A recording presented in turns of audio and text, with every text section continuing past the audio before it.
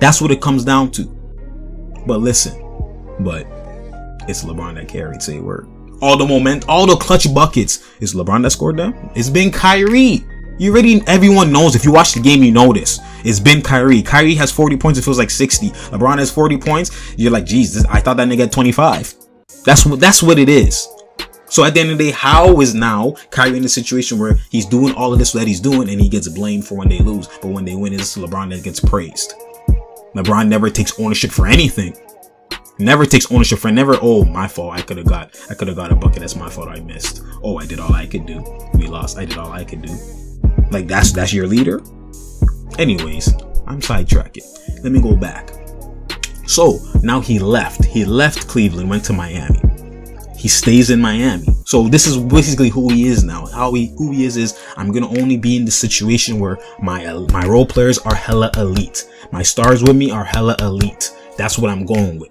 He created this whole Durant thing that Durant did. He's the pioneer. He created it. You know what I mean? People are talking about Celtics had a big three. That's through trade. I don't want to hear none of that. That's through trade. I don't want to hear it. He literally left and joined. That's what he did. He took his phone, called the man. You want to do this? We about this? Let's go. And he left. He don't compare it to when the management does what they do. Anyways, at the end of the day, forget that. So now he went, you get what I'm saying? Went to Miami. You get what I'm saying? He stayed there. He won 2 out of 4 rings. Okay. They went 4 years. They won 2 out of 4. The last one that they lost, you could see on his face that I even called it before. I'm like, he's leaving. You could see on his face that he was in a situation they could have still won, but he was in a situation where, just like Cleveland, if they're going to win, he's gonna have to snap. But that's not LeBron. That's not who he is. You know what I'm saying? That's not who he is. He doesn't want to have to snap. He just wants to get his points here and there where the stats just show that he did something. You know what I'm saying? And because of transition and kind of this it's all in context, right? Just situational, just however. That's what he wants to do. He doesn't want to have to actually, you know what? I'm a carry. Stay there. I'm here. And just get buckets and get buckets and get buckets. Demoralize. He doesn't want to have to ever do that. You know what I'm saying? And that's why he looked at his team and looked at, Wade was on the back end. Chris Bosh, all of them were digressing. He's like, you know what? I'm going to have to, the only way for us to ever be to win again is I'm going to have to carry.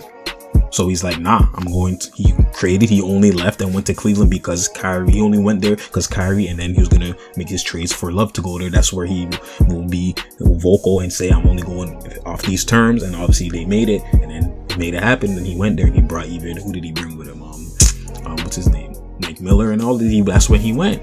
So at the end of the day, like I said, he's going to hop to wherever that situation is. He knows what is going to get him his ring, right? Off the 2 that he won there. He knows that and he's only going to go off of that situation every single time. When to me, at the end of the day, if you're the Don, if you're supposed to be the GOAT and you're better than Kobe and you're those type of guys, at the end of the day, all the guys who are great, their games are different, but at the end of the day, they're all clutch. They all carry. They all do what they do when it comes down to that time. If you don't do that, how are you great? What makes you different? What makes you different? What makes you different? That's what makes them different, because you're a different breed. Not when mans are nervous. Everyone's nervous. When mans are nervous in his hard times and we're struggling, what do you do? What do you do? You don't do nothing. I don't want to hear it. I don't want to hear it. And don't be coming here saying, you can name certain times he got clutch buckets or he got this and he got that. Don't be coming here doing that, because I could say, Shaq made some free throws, so he's a great free throw shooter. No, it's about consistency. It's about when you shoot it, what do we think when you shoot it? Do we think it's gonna go in, or do we think it's gonna break? When LeBron be shooting in the clutch, we already know it's a Kablunski rebound, outlet, something. Go get their box out. We already know this. If he makes it, wow. It's the same thing with Shaq and his free throws. Same thing with DeAndre Jordan, those guys with their free throws. When they shoot it, you already know it's Kablunks, rebound. That's what it is. Doesn't mean you miss every single one, but the chances of you making it is very slim. That's what it is. When Kobe has it, doesn't mean he makes every single clutch bucket, but the chances of him making it is very high. And that's why you look at the nigga and you're like, that's clutch, we ride or die. You feel me? Bars. Anyways, listen. So that's basically the timeline of everything. You know what I mean? That's the timeline. So he now left. I already knew he was going to leave Miami because they're digressing, and he's going to go to where he knows he's going to have a peak for like 3 to 4 years with those mans coming in. So he leaves. And now he's doing the exact same thing. They digress. They lost the last one. They know they got lucky with the one because Kyrie snapped and then the injury and then to bowl get him. They know they got lucky with that one. We all know this. They were up 3-1 without Durant. You know what I'm saying? So now you add Durant. What's going to happen?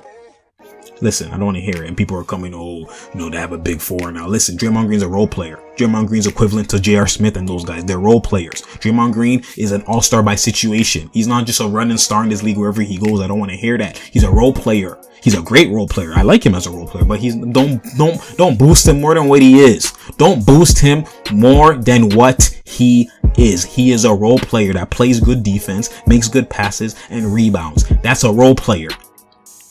Nigga don't even average 20 points per game ever. I don't want to hear, how could you be a star and you never done? I don't want to hear none of that. I don't want to hear it. Basically, Durant came to Golden State, and listen, the system is what makes Golden State so nice, and the role players make them look nicer than what they actually are. It's the system. You know what I'm saying? So now, what you got to understand is they only had two guys who were guaranteed scorers, which was Clay and Steph. Everyone else was just interchangeable, scoring based off the system and who's hot today. That's how it was. Cleveland has 3 scores that they had to go to every single time. Obviously, Love sometimes would be sussing, but it's not really him. It's the situation they want to put him in. That's what's sussing him. But they had 3 guys guaranteed. And then even J.R. Smith was role. They had other role players. They were equivalent. People were boosting and saying Golden State was so high and just because of their record and everything like that, because they thrive in the system in the new era. But at the end of the day, they were equivalent when you look at the roster. This is why it was always a matchup that is like, okay, who's going to win? It was equivalent. When you add KD, it's basically equivalent because at the end of the day, KD, LeBron scores. You cancel out. Obviously, to me, KD's nicer. I already know this, but you cancel out. You have Steph and you have Kyrie. You cancel out. You have Clay and you have K-Love. You cancel out. That's their big 3 versus big 3. Draymond is Smith. You know what I mean? Draymond Smith, same thing. You know what I'm saying? That's their X factor. That Smith is their X factor. So it's 4-4. I don't want to hear none of it. You bring Livingston, you can bring Corver, you bring Iguodala, you can bring Shump or whoever you want to bring. You know what I'm saying? Like it's equal. And Tristan Thompson, same. You know what I mean? You could cancel out whatever who else after, but after that, it's not. It's just because Golden State is so potent and their system is so great that they look way nicer than what they really are roster-wise compared to Cleveland. Roster-wise, they're equivalent. I don't want to hear none of that, but only real ball mans know this, so I don't want to hear none of that.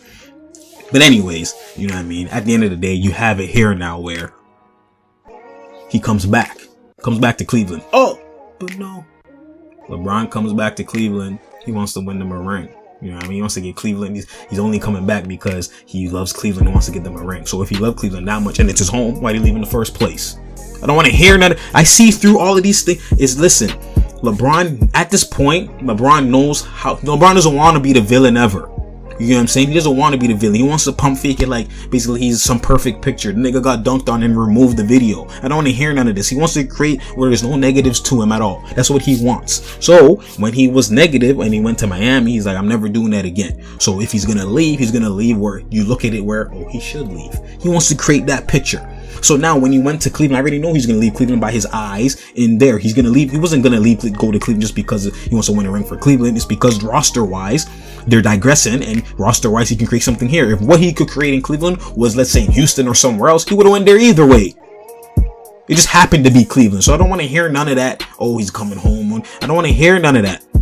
I don't want to hear none of that. He wants to create it where you look at him and you don't basically create this villain attachment to him by his decision. That's what he's going to do moving forward. Ever since that, I guess he learns from his mistakes. You know what I'm saying? Because he doesn't want to be in that Cleveland situation where he got swept, where he had to be the Don and carry. He doesn't want to ever have to do with that anymore. So Miami in that situation reminded him of that, and he's like, I don't want to be here anymore. I got to cut. So he wants their elite players, which was now Cleveland, which is what he's going back to.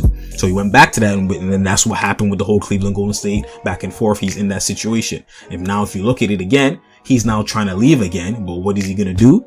He's going to create a situation where you look at, yeah, LeBron needs to leave. He should leave. So the owner is gone. Oh, this whole Kyrie drama. I already know the truth that LeBron created this. Kyrie didn't create this. Because if you look at it, you're right. I'm just showing you the history of what LeBron does. If you look at it, Kyrie was supposed to be traded for Jimmy Butler in that. You know what I'm saying? He's supposed to be traded for Jimmy Butler and even Paul George. They're putting Kyrie's name in the mix with K-Love because no one just wants K-Love, right? Because K-Love's not even weak. Don't get it twisted. No, Caleb's not weak. They're making him to be weak. They want him to be a Bosch, and he's not just a Bosch. He's not a Bosch. He gets boards. You know what I mean? He gets bucks. You've seen how he was in Timberwolves. He's not anus. Caleb is not anus. Caleb is nice. But the way they're making it be, at the end of the day, that's LeBron's stubbornness. You should, if you're nice, you shouldn't be able to play with only this type of players. You should be able to get buckets regardless. You should be able to nice him. You know what I mean? But at the end of the day, LeBron wants this created and this blueprint, and he feels that's the only way he could win, because that is the only way he could win. So that's what he has to do. And Caleb's not that type of player. Caleb's not a Chris Bosh. You know what I mean? Caleb, Bosh is, they're two different players. They're both nice, but they're not the same. They have similarities, but they're not the same. So now that's what's happening. People look at, and now because the stigma around Caleb is that he's not that nice anymore, people don't just want Caleb, right? He's getting older. He's not going to really improve. He's already looking like he's not that nice. We don't want him. Give me something else. So obviously you add Kyrie to the package, right? So Kyrie's name's been in trade talks. So obviously he's going to go to management or the owner or whoever and let them know that, you know what I mean? I do want out. I do want out because of X, Y, and Z. And obviously put LeBron's name out there. And LeBron knew this because this was from time, when they were doing the trade. So when LeBron leaked this, why was it like a week, almost 2 weeks later that, oh my goodness, LeBron was blindsided, Kyrie, this, and it just came to the media. This was within house. They're supposed to keep this within house. It was already known. You know what I'm saying? But he obviously leaked it because he's trying to take advantage of the situation where it's either, it creates this whole turmoil situation where now LeBron leaving, it looks like, he needs to get out of there. That's what he's trying to do. If you notice, every time he leaves, ever since the first time, you don't look at LeBron as, why is he leaving? Only the real mans do that, but I'm talking about everyone else, the masses. They look at it as, it makes sense. He wants to win a ring for Cleveland. I condone that. You know what I mean? I stand by that. Go win the ring for Cleveland. Go win it for your home, boy. Go home. And then everyone follows him. And now he's going to leave again. Because if that's your home, why would you leave again? Why would you not win it again? Why would you not, beat the odds? The odds is against you that Cleveland is, Golden State's always winning. Why don't you fight adversity and try and beat that? You know what I mean? Win it again. Oh, no. Take the easy way out. That's what you've been doing. But people want to be mad at Durant. I don't want to hear none of that. Even Durant's even different because when he got there, he's a don and he's a leader of the team and he carried that team. But when LeBron got to Miami, he wasn't doing that. In the first series, he was basically MIA. Even though he was an MIA. Bars. Anyways, but yeah, listen, so I don't want to hear none of that. You know what I'm saying? I don't want to hear none of that.